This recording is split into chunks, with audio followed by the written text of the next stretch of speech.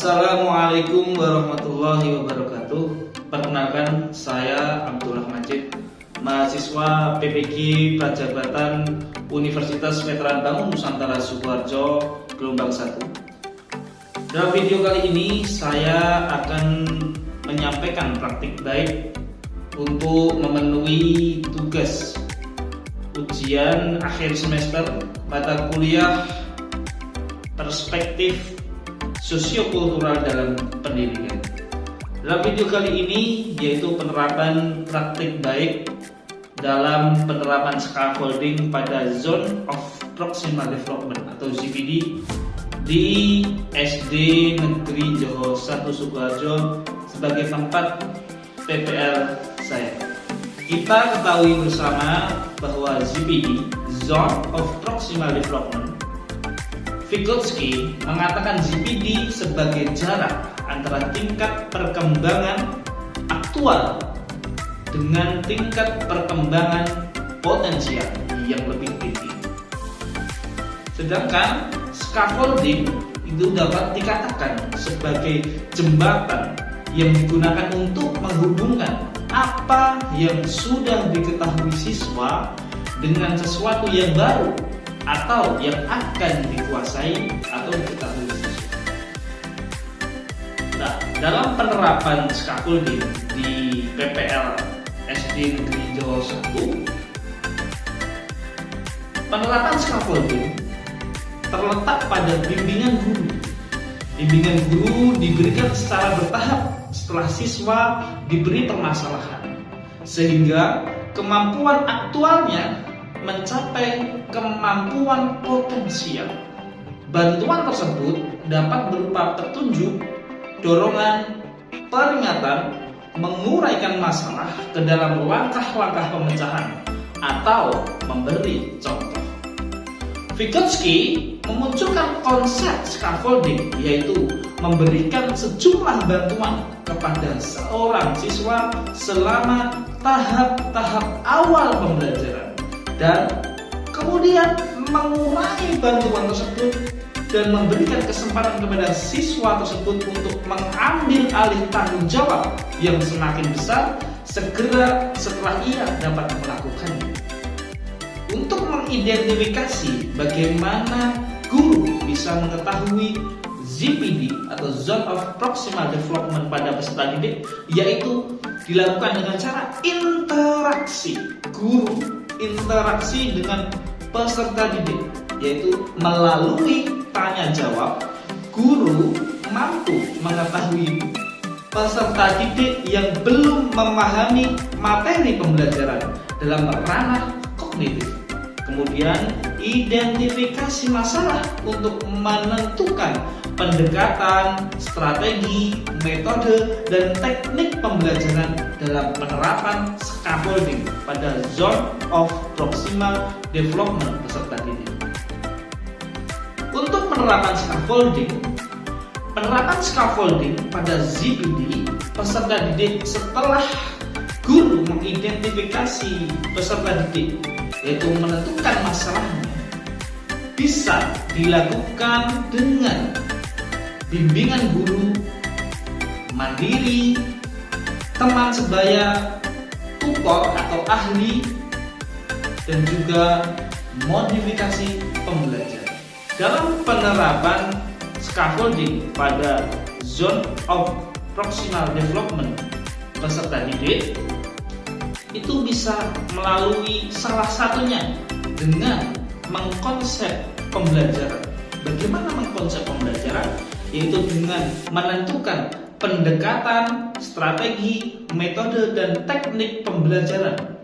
Setelah itu nanti bisa diimplementasikan dengan satu model pembelajaran yang tepat untuk bisa melakukan penerapan scaffolding pada Zone of Proximal Development atau ZPD.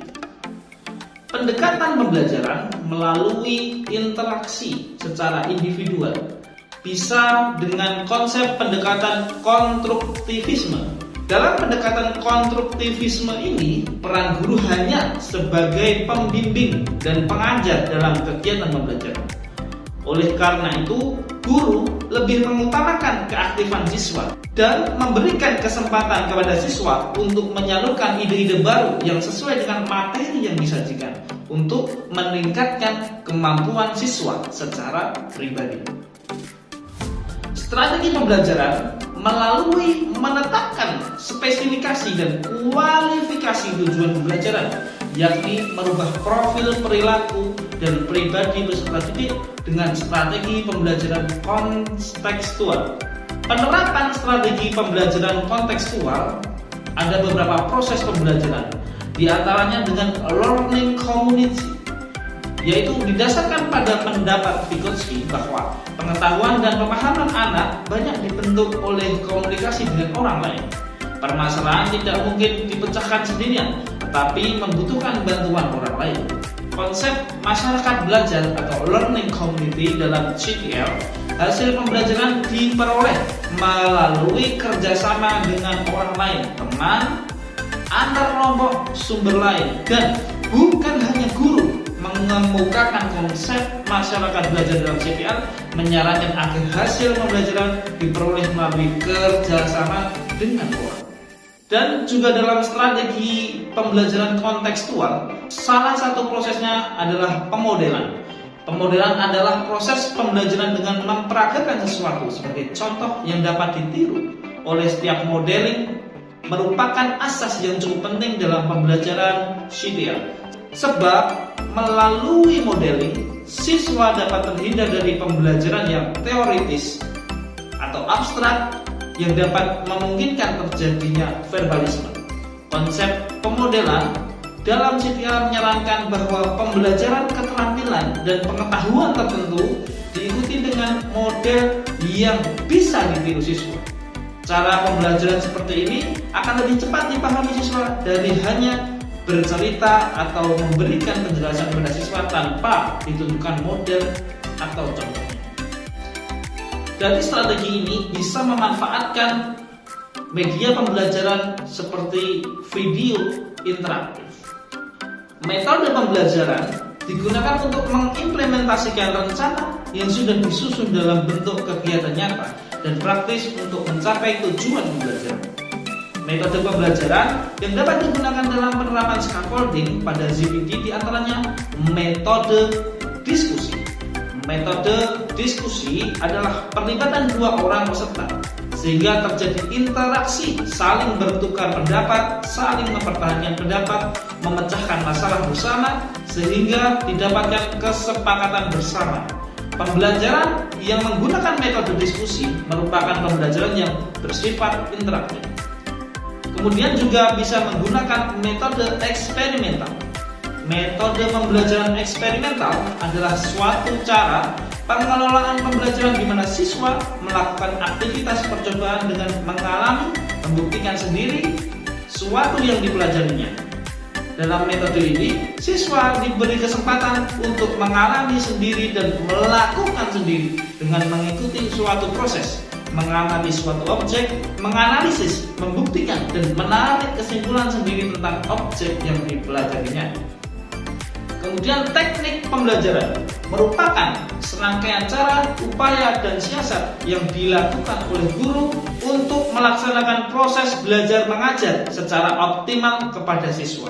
Teknik pembelajaran dalam penerapan scaffolding pada ZPD berarti berpusat pada peserta didik yang akan ditingkatkan kemampuannya. Teknik yang dapat dilakukan berupa tanya jawab, diskusi, dan juga penugasan.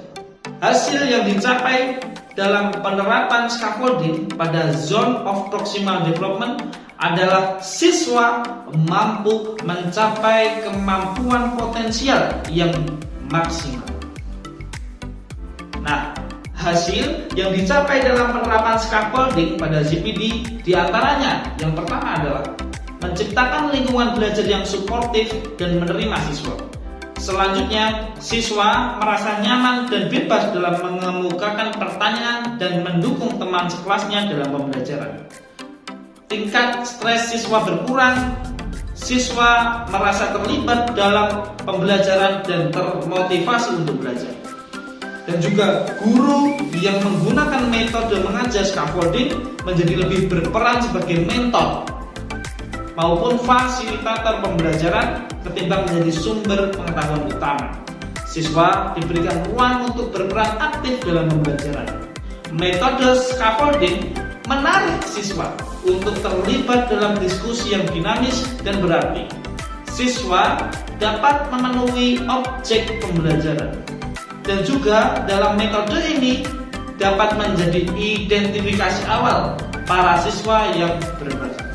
Pembelajaran dan replikasi terkait penerapan scaffolding pada Zone of Proximal Development atau ZPD telah kami laksanakan dalam bentuk praktik pembelajaran terbimbing pada kegiatan PPL di siklus ketiga, yaitu di SD Negeri Joho 1. Penerapan ini kami lakukan di kelas 5 dengan jumlah siswa 7 pada pembelajaran tematik tema 6 panas dan perpindahannya, subtema 1 suhu dan kalor di pembelajaran yang keempat. Demikian video praktik baik ini kami sampaikan, semoga bermanfaat bagi semuanya. Terima kasih. Akhir kata dari saya, billahi taufik wa hidayah. Wassalamualaikum warahmatullahi wabarakatuh. Jangan lupa like, comment, and subscribe.